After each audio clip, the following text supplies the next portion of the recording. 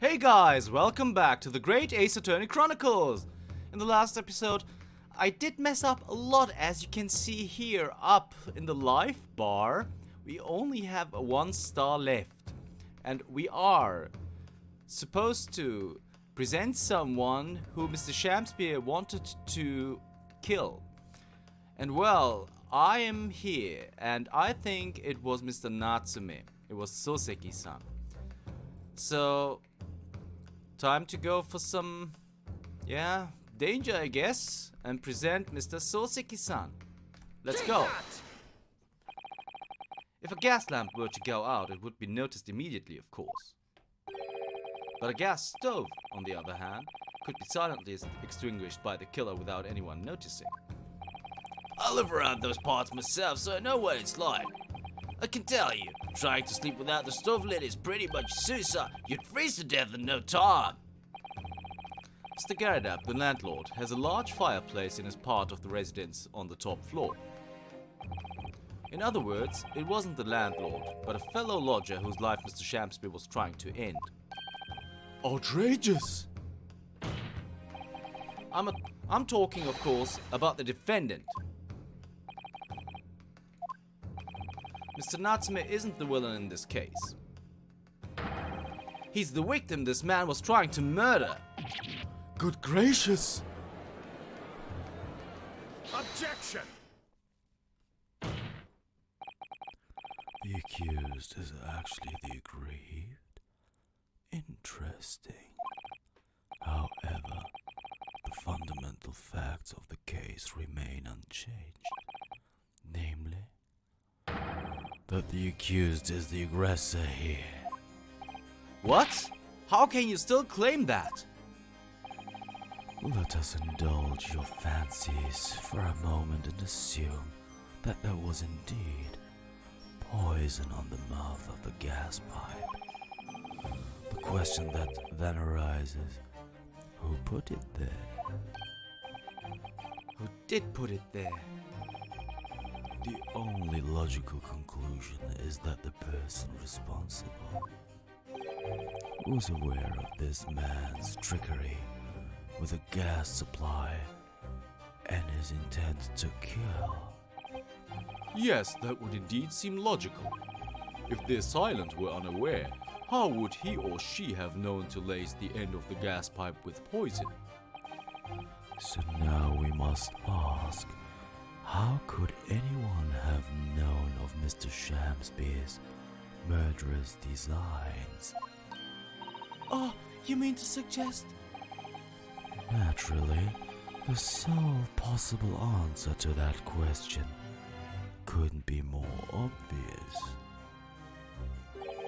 Only the man whose life was being threatened could possibly have known. What?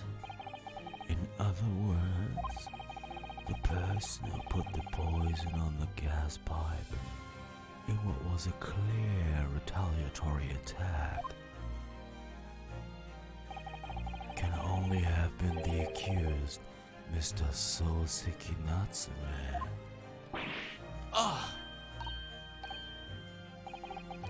Whatever Mr. William Shamspeare may or may not have contrived to do, he was nevertheless the victim of a potentially lethal poison attack. And the only person who could possibly have perpetrated that attack is the accused, Mr. Natsume. The defense counsel's theorizing has failed to avert suspicion from the accused. Far from it. In fact, now that a clear motive for the poisoning has been successfully established, that suspicion is greater than ever. Would you not agree, my Nipponese friend?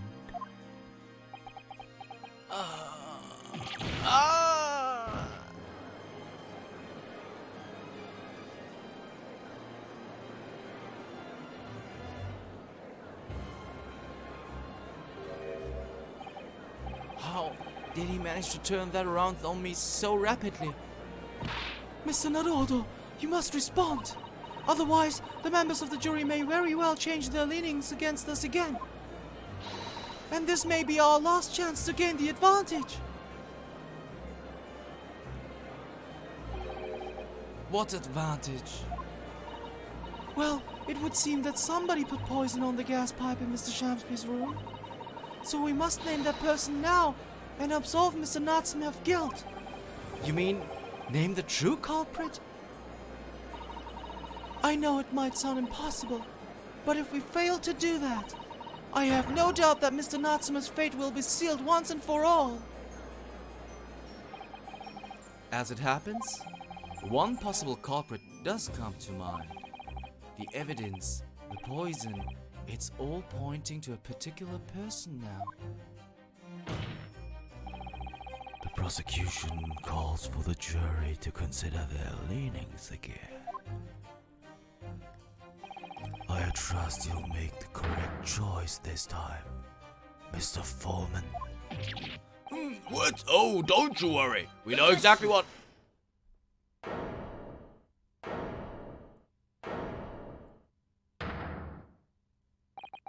There is one other person who I believe could have been involved in all of this. The true culprit of this crime. The true culprit? A term found only in second-rate novels featuring third-rate detectives. My Nipponese friend.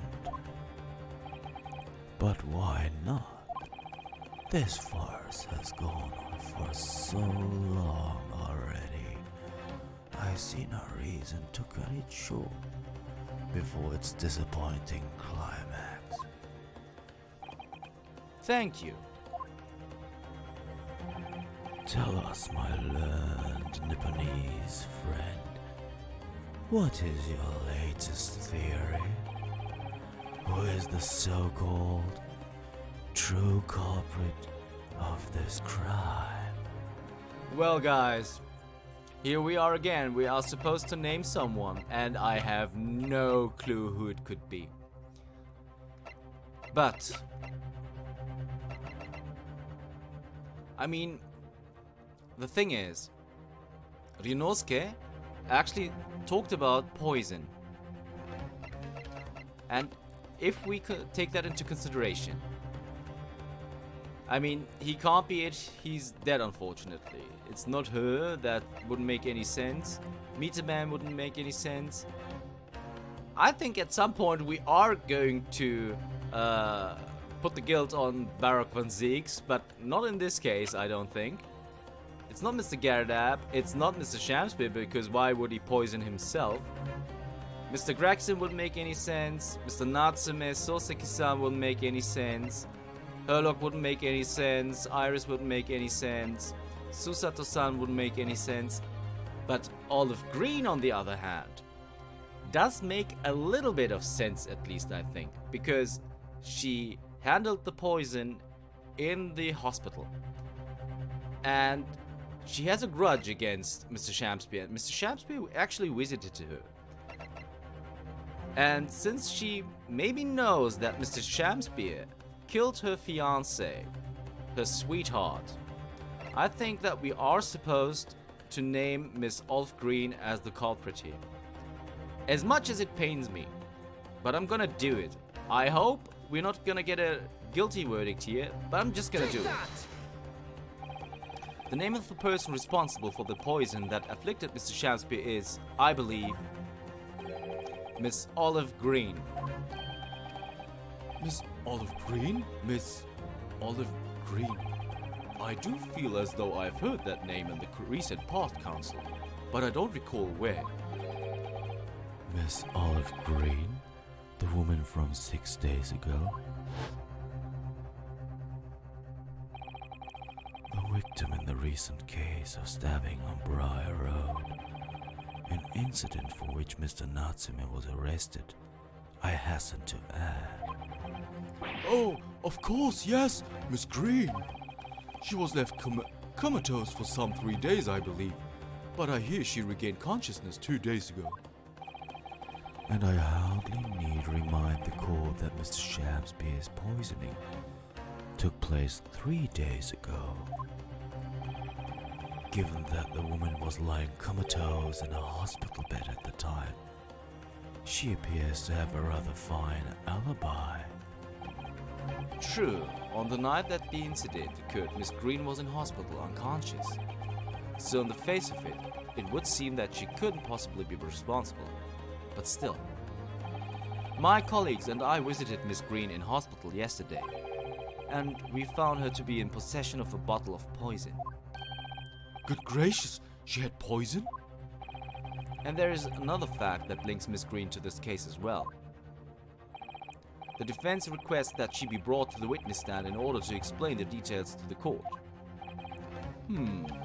Tell me, Mr. Shamspeare. My lord, pray, what be thy bidding? Are you acquainted with Miss Green? No, never heard of her. Judging by the look on Mr. Shamspeare's face, I think perhaps he genuinely doesn't know her. At least, not by name. As the voice of Her Majesty's prosecution here, I adhere to my word. We will see my learned Nipponese friends farce through to its conclusion. I appreciate that. The prosecution requests a short recess, my lord, in order to subpoena the witness and bring her here. Yes, Miss Olive Green. Indeed, my lord. 1 hour should be sufficient. Very well, I grant the request. Excellent, I hope.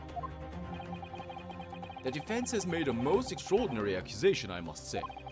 But at the present time, I feel the prosecution's argument remains largely uncontested. Accordingly, I'm afraid that the defendant and his culpability remain the sole subject of this court's attention. Thank you, counsel. We reconvene in 1 hour. Court is adjourned.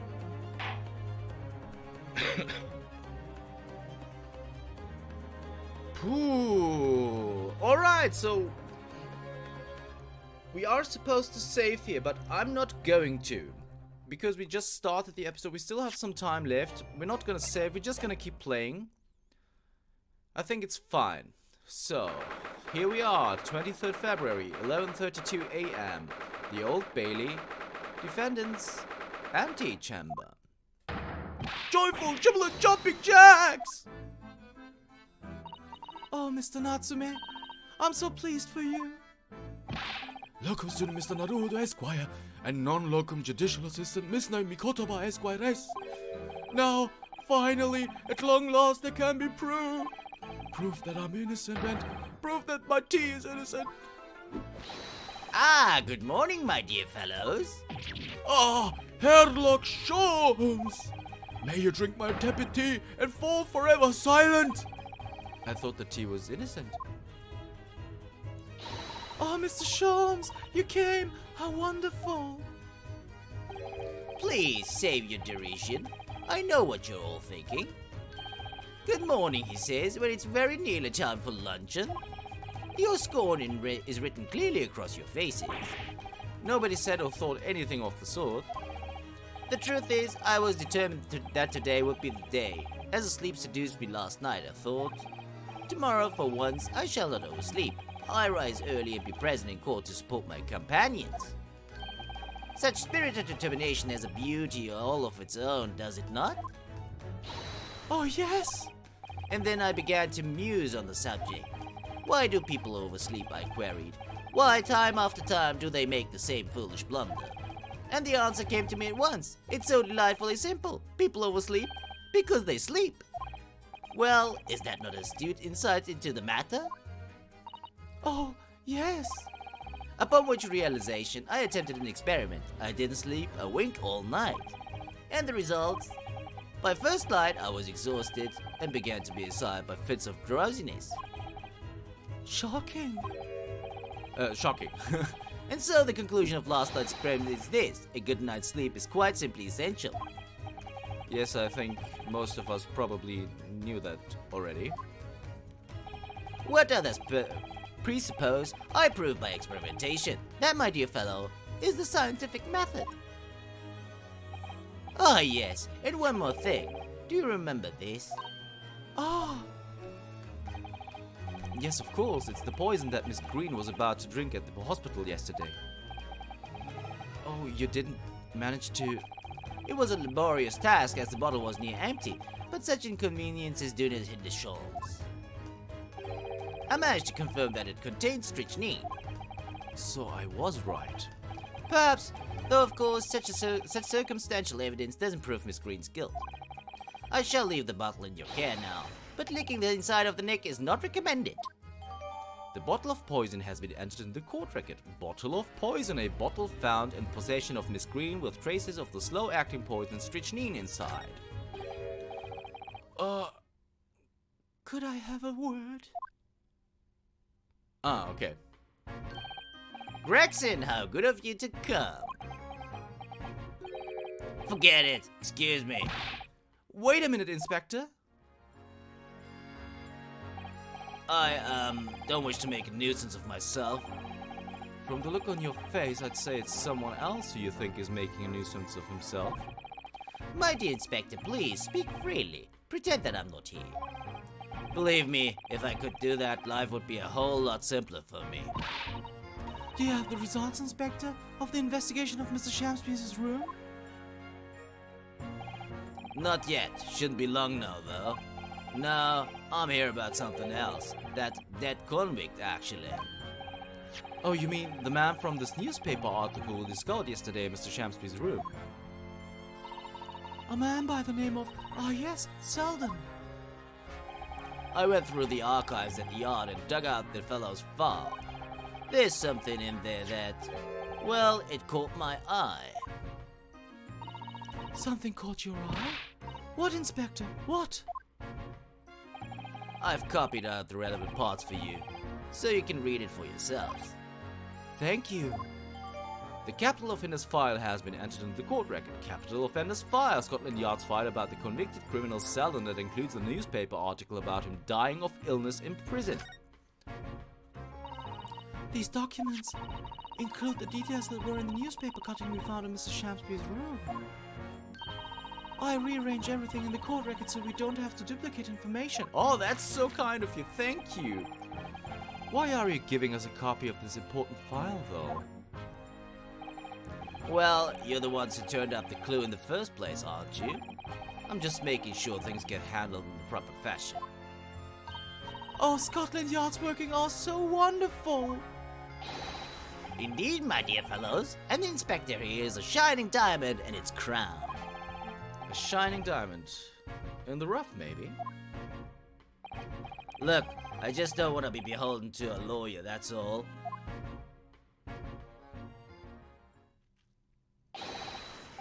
Counsel for the defense and the defendant.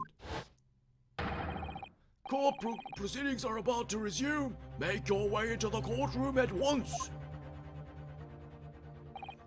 Well, I shall leave you then. I'll be listening with interest from the public gallery. Not nodding off at all. Certainly not. Thank you, Mr. Sholmes. I'm rather tired of seeing Mr. Moustache in floods of tears, personally, so the best of luck to you. Locum student, Mr. Naruda Esquire! Yes, Mr. Natsume? It's time, isn't it? Yes, this is it. Miss Olive Green and Mr. William Shamspeare. This is going to be the final battle. Well. I won't really have saved Soseki-san until I've exposed the whole truth of everything that's been going on. But it's all coming to a head now. You can do it, Ryunosuke. You have to. Alright, guys. The grand finale. We're reaching it. 23rd February, 12:30 p.m. The Old Bailey courtroom.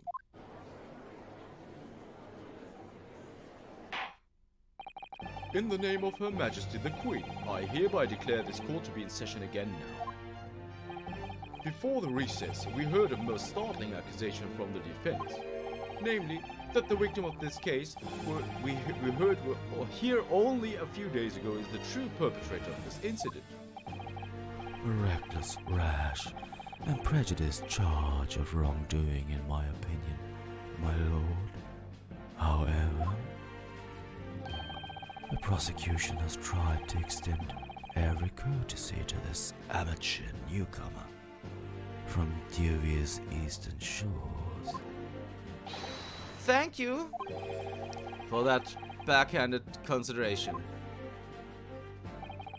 A rather cold assessment from the honorable British prosecutor, I must say. So, Lord von Zieks, is the new witness present and ready to take the stand?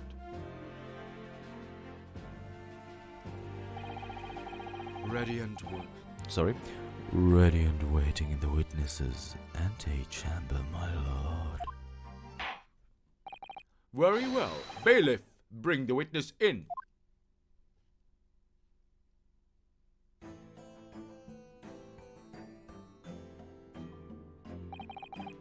Witnesses, state your names and occupations for the court, please. William Shakespeare, my liege. For mine occupation, I can say only that I be a tragic victim to be pitied.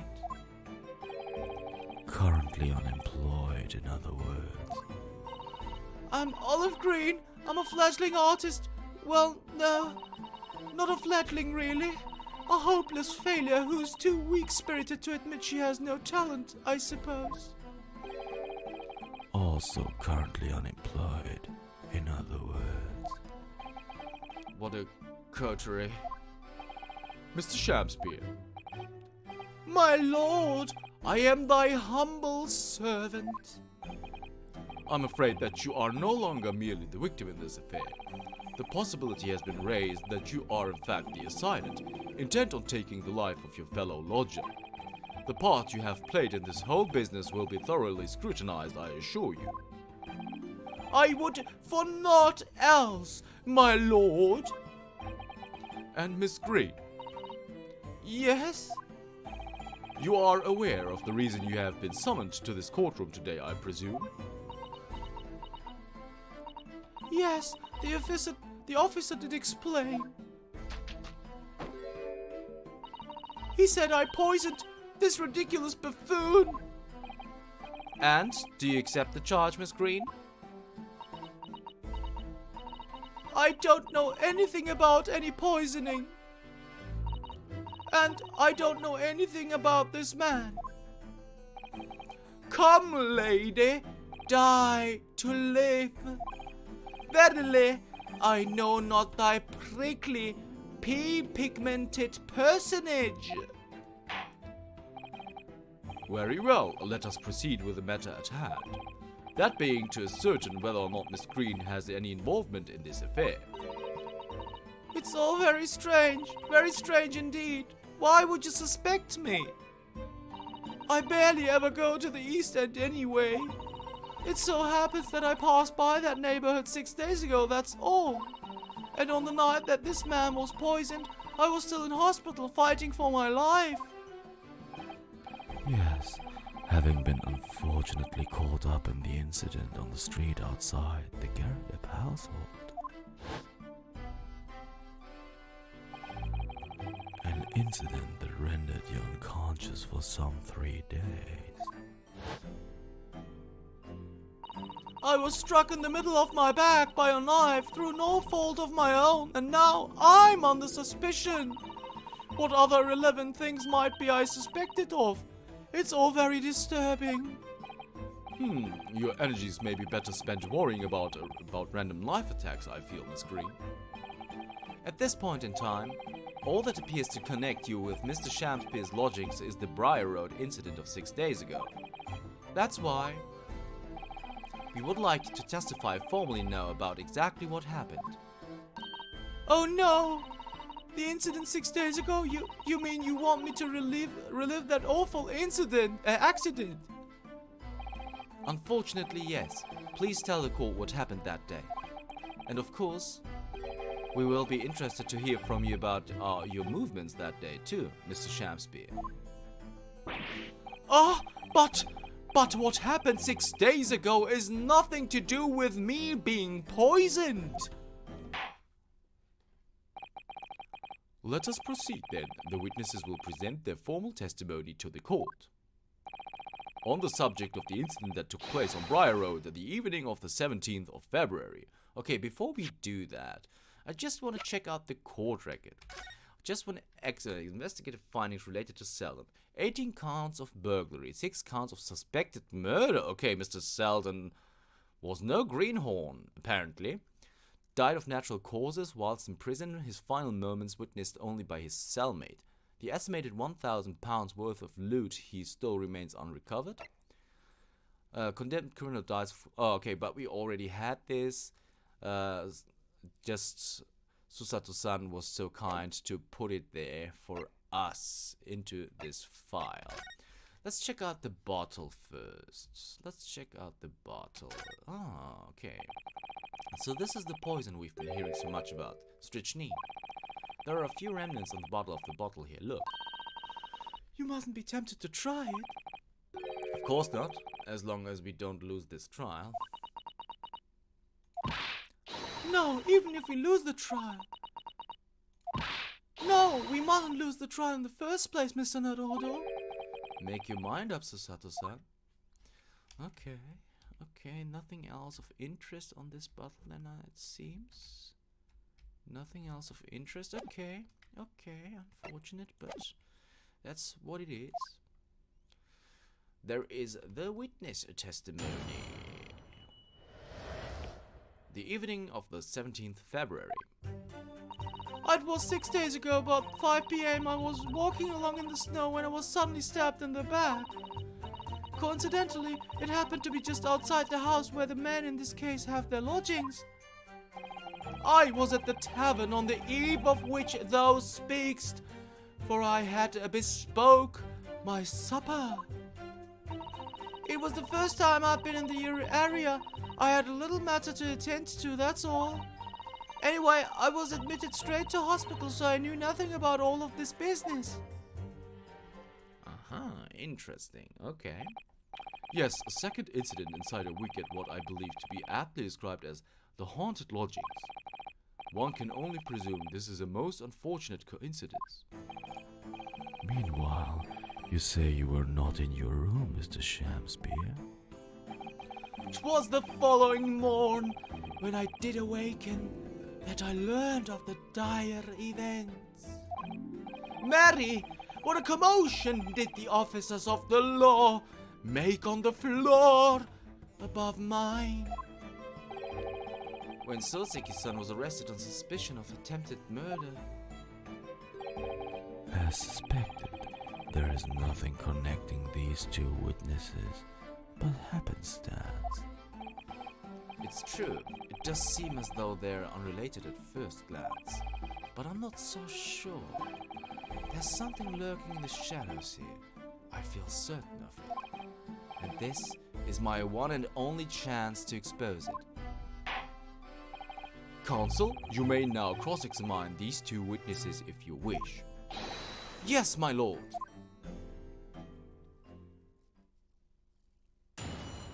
Cross-examination, the evening of 17th February. But guys, I'm very sorry, we are about to enter the half-hour mark. We are very close.